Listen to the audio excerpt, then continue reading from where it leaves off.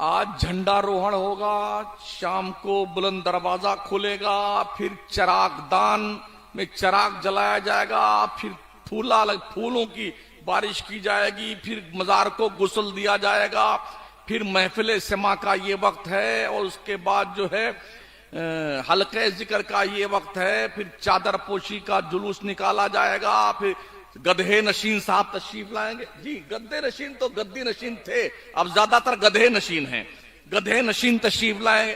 اسی کام میں پوری سنیت الجھی ہوئی ہے۔ کیا ہو گیا ہمارے کو یار؟ ہونا تو یہ چاہیے تھا ولیوں نے جو کر کے دکھایا ہے اس کام کو آگے بڑھاتے۔ وہ جی وہاں بیٹھے دھونی رمائے بیٹھے بھی ہیں۔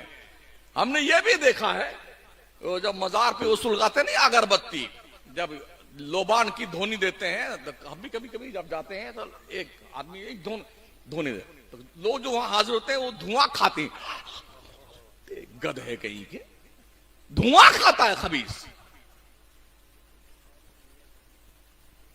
کچھ کو دیکھا جو اگربتی سلگا کر کے جو اس کی راکھ گر جاتی ہے نا زبان سے چاٹتا جاہل کہیں کا۔